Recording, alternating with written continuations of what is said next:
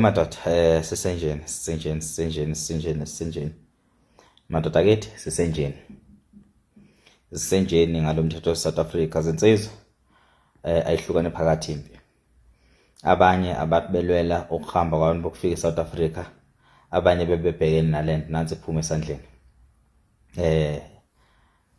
Nithi benazi ukuthi uma ukhokhe ilobolo noma uhambise inkomo kubo kwengodosi yakho, ngokomthetho wasenkantolo wena usushadile umshado wamafa.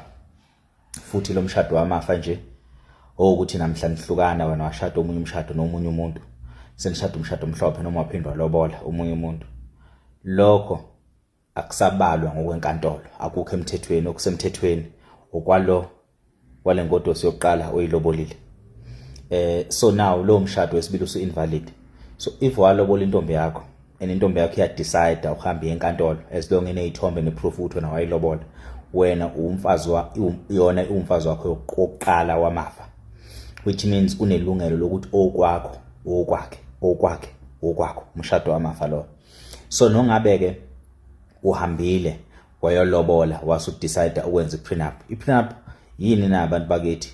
Ukuthi nenze isivumelwano so ukuthi mina nomngami engifike nakho okwami akafike nakho okwakhe, esikuthole sesindawonye okwethu.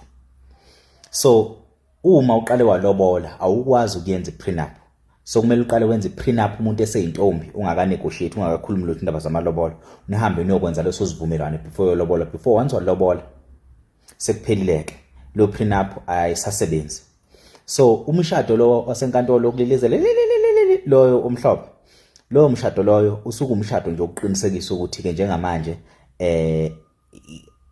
okay lapho ngadideka ke ukuthi lo mshado omhlophe umshado osuvelevele usuyiceremony, because amalobolo asuke esekudecidelile ukuthi lapha nishado umshado wamafa. Bafowethu umthetho ushintsha njalo eSouth Africa. Inkantolo nenqumo zayo, inqumo ithathwa kanjani? Ngokungasazi isintu. Ayisazi isintu and abantu abaningi bazogaxela, abafuthi bazogaxela, izingane zakuthi izogaxela. Bafowethu njengamanje enye into le kumele niyisukumele noma siyisukumele siyilwele. Akukwazi ukuthi inkantolo ithathe umthetho wakwamanye amazwe masuzosifaka nesintu. Yithi ke kodwa silahlile lento le ngokuthatha sithi siyashada, sishada umshado wesintu siuhlanganisa nomshado wesilungu, and then inkantolo yasibona ukuthi kahle kahle lo umshado wodwa. Sisacela inkantolo isazi isintu, isazi nje siqonde isintu. Ngokwesilungu umguqa phansi ngedolo uthi would you marry me, umfaka iring lo muntu loyo. That's a proposal, which means loyo ifiance. Ngokwesintu ingodosi. Uma uyolobola akukhona ukuthi usushadile. Uma ulobola isicelo leso somshado, noma usuke lo muntu umenze ingodosi yakho akakabe umfazi. So akukwazi ukuthi ngathi ngisaguqa phansi ngedolo ngamfaka iring umuntu singakayi ukuyoshada umshado ophelelisa ukuthi njoba sishada nhlobono nomshado inkantolo yona isithi siqedile ukushada. Cha, amalobolo ayenye into. Ngokwesintu sakaZulu kunemigudu yakhona elandelwayo kuze kuyofika odwendweni. Udwendwe ke mhlawumbe singavuma ukuthi seningakhanene libiza nge-customary marriage, but manje anikwazi ukuthi ngithi ngipha amalobolo naseni that's customary marriage. Niyazelaphi nini customary marriage nenkantolo? Because anikaze naba amaZulu most yenu, and bonke labantu abashaya lemthetho abakaze baba amaZulu, bakhuluma into abangayazi. Into yethu bona sebefuna ukuyenza yabo, basebefuna ukuyimosha beyifaka unyawo lwedada. Ngoba unokulobola umuntu wesifazane la usathi samlobolile engakabi umfazi, ikufebelele nje. Mase ifebelele nje usuthi kulungile ngoba vele ungifebele singakafiki la bekumele sifike khona, uthi ngiyolobola omunye umfazi. So uma usulobola omunye umfazi lo okudidile wakugilela imkhuba unali ilungelo lokuqhamuka ezolwela leyo nto leyo, athi wena uyindoda yakhe ngokweqiniso. Futhi lo muntu lo noma usufile unelungelo lokungcwaba ngoba unezithombe zamalobolo. Angazi ke noma benishuthwe neseyimotweni nikhangeziswa ama-trench, i-evidence ejule kabi leyo. So ingane zakwethu nansi into edinga ulwelo. Lena ke idinga ulwelo ke inkantolo le idinga ulwelo. Inkantolo ichazeleke ukuthi cha, Ukulobola nje akusho ukuthi umuntu usewumfazi wakho, usuke seyingodosi, ngoba even nakubo kwentombi uma bengafuni ukukunengane yabo still angeke izohlala nawe until uzuyaqeda izinto. Kusuke kusenemicibilisho eningabe ezolandela emveni kwalokho, kusezingciba masondo, kuningi, kusezimkhehlo, kuningi ngaphambi kuba sofika odwendweni. Ngaphambi kokuba sofunga ke thina ngokwesintu libuze iphoyisa lithi wena ngabe uyamthanda na, ikhani ke thina siyibophezela lapha. Futhi kulo mshado wethu wesintu yithina esaziyo ukuthi izinto zethu silungisa kanjani. Akukwazi ukuthi ngishade ngaphansi kwenkosi yangakithi indaba zethu zosolve enkantolo kahulumeni.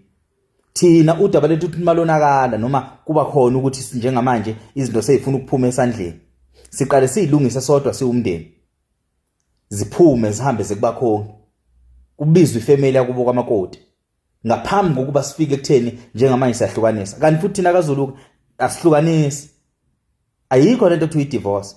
Unkosikazi mayehambile nje uhambile, kodwa nongabe eseshonile uyobuya ezofihla la ekhaya. So kuningi umthetho osenkantolo okumele ukwazi, kodwa ke akusho ukuthi abafazi abahlukumezeke bethi mase behlukumezekile bebephuma ezimpilweni zethu noma bebephuma emizini yethu noma emizini yoba bephuma bengaphethe lutho. Kodwa lokho abakwenze ngokwesintu, ukulandelela isintu ukuthi sihamba kanjani. Akwazi ukuthi ningibophe mina ngokuthi ngalobola intombi maqeda intombi yangijikela. Akukwazi ukuthi kube kanjalo. Angikwazi ukuluza kabili ngifike ngilobola umuntu ngithi ngoba abanye amadoda ayilanda inkomo. So senithini ke mase ngilandile inkomo mina ngokwesintu sengidivorce. Yazini impi ke le ekumele siyilwele. Asithi shala abasithi abaphindele kwela kubo bafowethu impi ayihlukane phakathi kuyonakala. Mfoka ndabandaba phakathi umthakathi awuyibheke nale. Asike sibhekisane into zakithi, sike siyihlalele phansi siyixoxe sisodwa.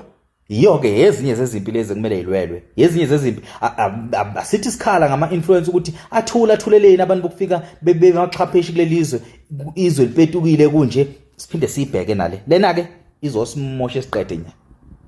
Emva kokulalela kwami lenkulumo kukhona la engibona ngazi ukuthi umthetho awenzanga khona kahle, noma ke abazange beze belwenze uphenyo ngokuphelele.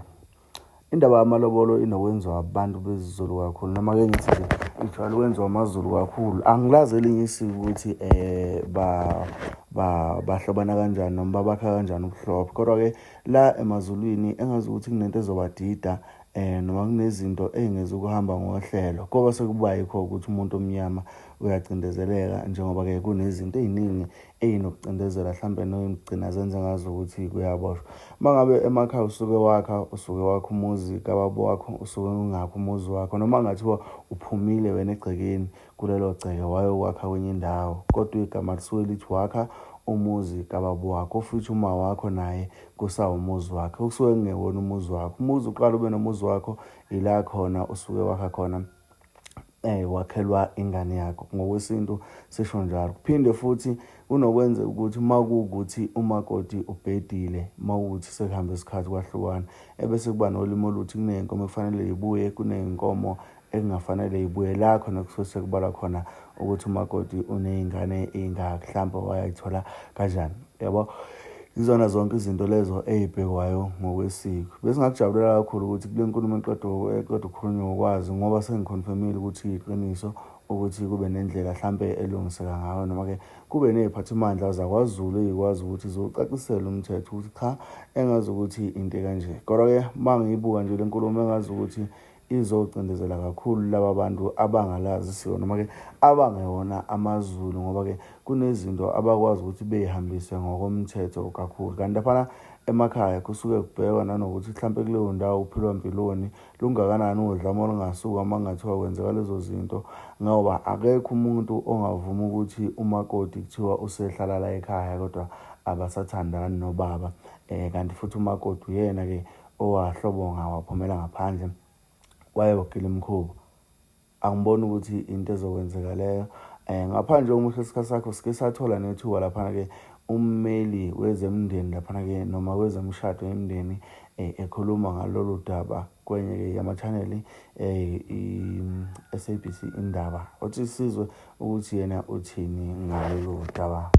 Inkantolo yomthethosisekelo ikhiphe isinqumo esoshintsha indlela echaza imishado nokucazwa kwamafa. Kolwesithathu lenkantolo yenqume ukuthi ukukhokhwa kwamalobolo kusho umshado lapho kucazwa khona amafa ngokulingana ngaphandle uma kusayindwe inkontileka ehlukanisa amafa ngaphambi kwamalobolo. Uchaza kabanzi ngalesinqumo senkantolo yasemthethosisekelo mayelana nezemshado samkela uZola Mbatha ongummeli wamacala embango yemndeni. Sakwamkela Zola kwizindaba zethu. Sawubona sisi. Sibona sengathi lesinqumo senkantolo sizoguqula ingoduso siyenze unkosikazi.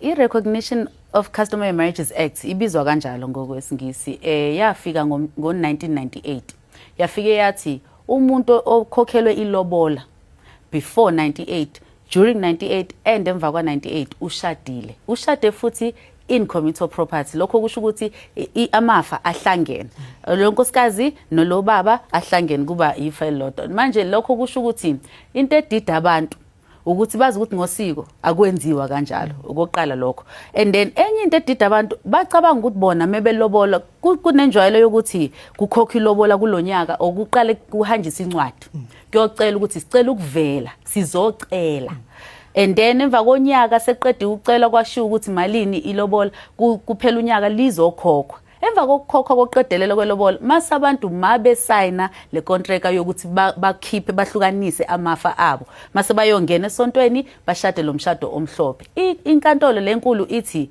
lento esebeyisayina ngaleso sikhathi is invalid and ngalokho baningi abantu abayisayine ngaleyo ndlela engiqeda ukuyichaza ngayo kusho ukuthi abantu abaningi abayitshela ukuthi abashadile ngokuhlanganisa amafa bashade ngokuhlanganisa amafa iyona lento ephatha kabi abantu mathathu ama conditions enze ukuthi ilobola selumshado eSouth Africa icase eyenze kanjalo ile kuthiwa ya double HP no Lerato ubaba ka double HP meseqeda ukushona wafike wathi angeke sikwazi ukuthi uLerato umakoti wakhe umfana lo ngoba azange simamukele thina futhi azange simthele ngenyongo inkantolo yathi akadingi ukwamukela akadingi ukuthela ngenyongo mathatha ama conditions eyoqala fanele babe badala badlula umnyaka we-18 eyesibili fanele bavuma ukuthi bazoshada ngokosiko ngamanye amagama bayalivuma lelobola okwesithathu bafika ngalelo langa bafike ba negotiate bafike bavulana amagate khona umfana owehlisa esihlahleni kuthiwa kuvula igate omalume kuthiwa avulana amagate kubekwe phansi imali kusuke sekunegotiatewa lapho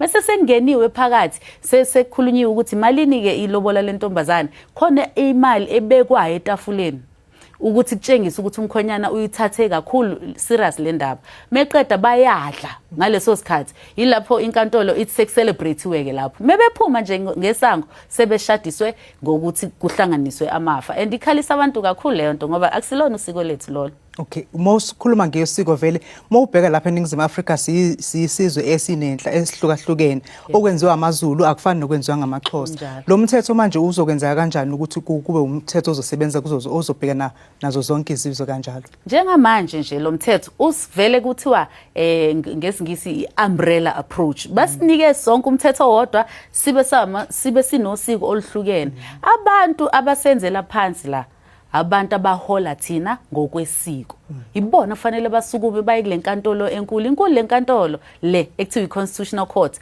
iyona inkantolo enkulu nazo zonke kulelo zihlala kulona ngalokho kusho ukuthi zonke ezinye inkantolo kufanele ilandele isinqumo esithatheke khona kufanele abaholi bethu bosiko laba beZulu beSixhosa beSwati bonke nje ngeke ngibabale ngoba phela sibaningi kufanele kube yibona bathi hayi akusilona isiko lethu lolo musana ukushadisa thina ngosiko lokulobola and futhi abanye abantu bathi asendi sonke incwadi zokulobola abanye bathi asilobole futhi zonke kodwa sifuna ukushada ngwesintu so ikho inkantolo siyenza izinqumo nje ngoba abasukuma abaholi bethu bosiko bahambe bayosimela ngalendlela isingakhona manje indaba fanele bakhokhe imali bona baye straight enkantolo bayothi sicela ukuzontshengisa ukuthi usiko lethu luthini kodwa ngoba bakokwenza lokho kukuthina ke thina ukuthi siyenze leyo nto sesiphethe nje Zola owalotsholwa bahlukana waswathola umunye umuntu bashada bakha umuzi wabo kusho ukuthi njengamanje ngokwalo mthetho yebo sisi lo muzi uzocazelwa lo washiwa okade lotsheliwe eqala kunjalo sisi inkantolo ngonyaka odlule yenza kanjalo umama walotshola 45 years ngeminyaka eyadlula 45 years ago wabuya ubabe seshonile kulonyaka wa 2024 wafika wathi mina angikaze ngidivorce enye into uthi umthetho manje ukuthi siphume kusiko umshado welobola fanele siyenkantolo siyodivorce thina sijwayele ukuhlala ekhaya sibhala ama-affidavit ukuthi hayi bayahlukana so lokho kusho ukuthi baningi abantu abahlele emakhaya namaphepha ama-certificate omshado are invalid umshado valid ileli lobola esalenza many years ago.